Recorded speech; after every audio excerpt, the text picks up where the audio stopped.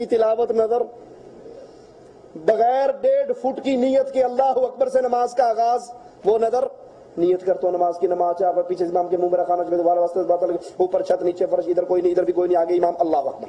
یہ 1.5 گز کی جو نیت ہے، یہ کبھی سنی ہے شیخ سدیس نے کی ہو، شیخ شریم نے کی ہو؟ کبھی انہوں نے ہاتھ کہاں باندھے ہو؟ ہاتھ ان کے سینے پہ، فاتحہ کی تلاوت کر رہے، آمین آمین کہتے ہیں تو پورا بیت اللہ اور مسجد رسول گونج اٹھتی ہے۔ یہ آمین نظر نہیں آتا، یہ فاتحہ نظر نہیں آتی، یہ بغیر نیت کے ڈائریکٹ اللہ اکبر سے نماز کا آغاز نظر نہیں آتا۔ وہی ملنگ والی بات ہے، ملنگ سے کہا نماز سے پڑھ لیا کر، انہوں نے کہا چبڑا قرآن چاہیا لا تقربوا الصلاۃ، نماز کے نیڑے بھی نہ جانا، نماز کے قریب بھی نہ جانا۔ اس نے کہا آگے تو پڑھو وانتم سکارا، جب نشے میں ہو کو اننے کی مان لیں اگے پھر دیکھیں گے۔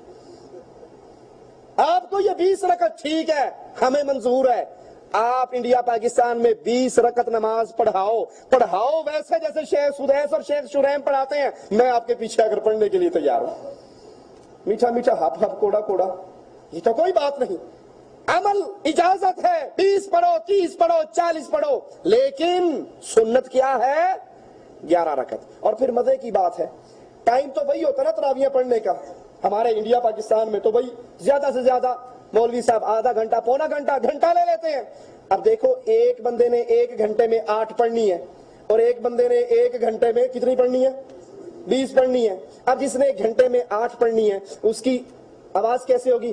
الحمدللہ رب العالمین، سکون سے پڑھے گا نا، آرام سے پڑھے گا۔ اور جس نے پتہ بھی گھنٹہ بھی ہے تو بھی پوری کرنے یا لمون اللہ اکبر تعلمون اللہ اکبر، وچکار کی ہوا کوئی شے نہیں پتا، الحمدللہ سے شروع ہوگا، الحمدللہ رب العالمین الرحمن مالک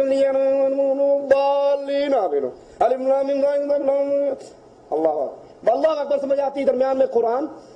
ارے بھائی پڑھو 20 پڑھو، لیکن قرآن کا حق تو ادا کرو۔ شیخ سدیس کے پیچھے تراویح پڑھو، دل چاہتا ہے واللہ پڑھتا رہے اور ہم سنتے رہیں۔ شیخ شریم کے پیچھے پڑھو، دل چاہتا ہے وہ قرآن پڑھتے رہے اور ہم سنتے رہیں۔ اور ہمارے والے 220 وولٹ پہ لگے ہوئے، پتہ ہی نہیں لگتا کی کیا اور کی۔ یہ عبادت اللہ کے ہاں معیار یاد کر لو، اللہ کے ہاں معیار کوانٹیٹی نہیں ہے، کوالٹی ہے۔ کوانٹیٹی اللہ کے ہاں کثرت معیار نہیں ہے، وہاں پر معیار کیا ہے؟ آپ جو عمل کر رہے ہو وہ عمل کیسا ہے، تھوڑا اور زیادہ معیار۔ اسی لیے رسول اللہ صلی اللہ علیہ وسلم نے فرمایا تھا، ایک بندے نے آج اللہ کے نام پہ 1 درہم دیا اور ایک نے 1 لاکھ درہم دیا، 1 درہم والا لاکھ سے جیت گیا۔ 1 درہم والا کتنے سے جیت گیا؟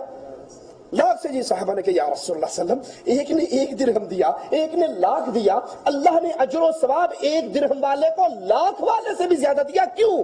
فرمایا جس نے 1 دیا تھا اس کے پاس کل 2 درہم تھے، اور جس نے لاکھ دیا تھا وہ کروڑوں کا مالک تھا۔ اللہ کے ہاں کوالٹی دیکھی جاتی ہے، عمل صالح ہے یا نہیں، عمل سنت کے مطابق ہے یا نہیں۔ آپ ٹھکا ٹھک کوے کی ٹھونگوں کی طرح 20 چھوڑ کے 100 رکھتے بھی پڑھ لو، تو جب کھڑے ہو گئے یہ نماز آپ کو بد دعا دے گی، اللہ تجھے ہلاک کرے جیسے تو نے مجھے ہلاک کیا۔ اسی طرح عمر ابن خطاب رضی اللہ عنہ وارضاہ نے رمضان میں ابی بن کعب اور حضرت تمیم داری کو باجماعت 11 رکعت نماز ادا کروانے کا حکم دیا۔ موطا امام مالک کے اندر یہ روایت موجود ہے۔ اس مہینے کے اندر شب قدر، وہ عظیم رات جس کے بارے میں رسول اللہ صلی اللہ علیہ وسلم فرماتے ہیں، من قام لیلۃ القدر، جو شب قدر کو قیام کر لے ایمان و احتسابا، حالت ایمان ثواب کی امید سے، اللہ اس کی زندگی کے سارے گناہوں کو معاف کر دیتا ہے۔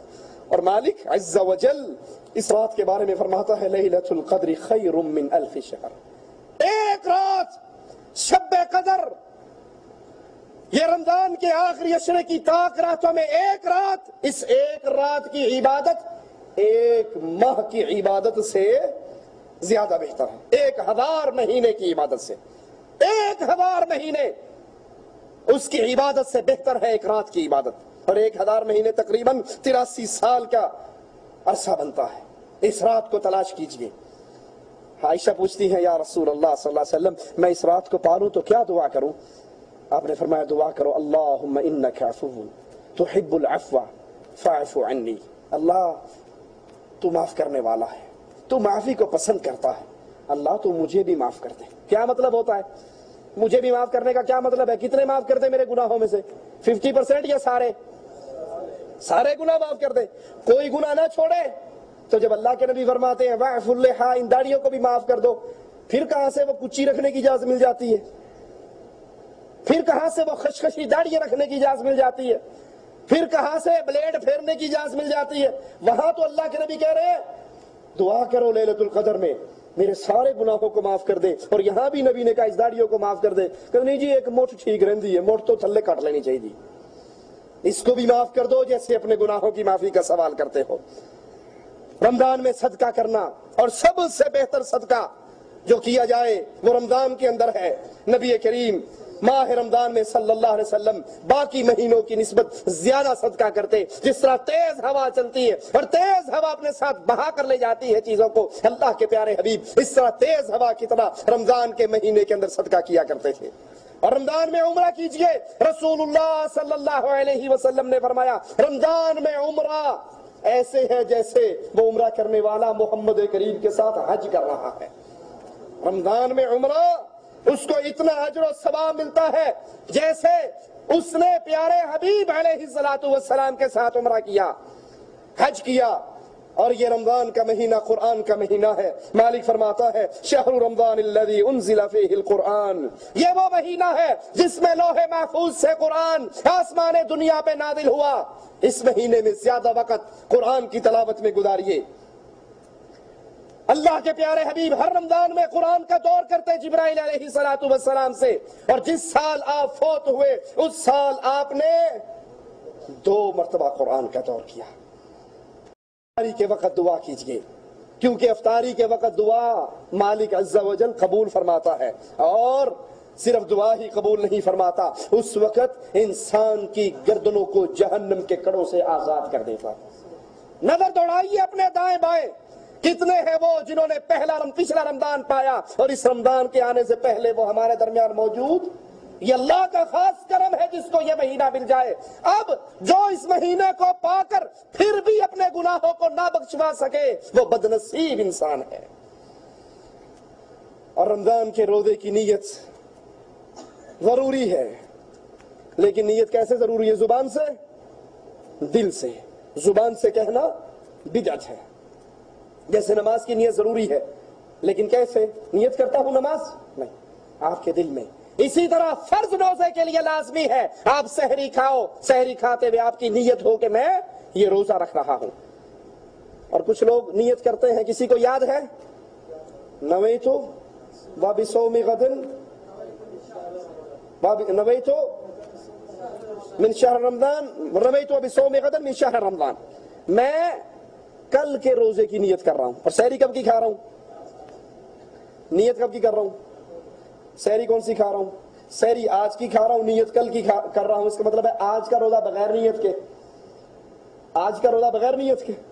یہ ڈھگوسلے ہیں مولویوں کے، made in India, made in Pakistan, made in Raiwind مسئلے ہیں، یہ اللہ کے پیارے حبیب کی سنت نہیں ہے۔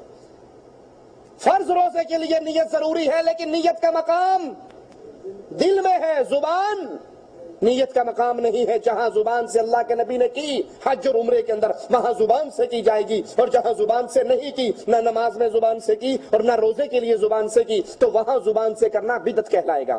ہاں اگر آپ نے نفلی روزہ رکھنا ہے تو اس کے لیے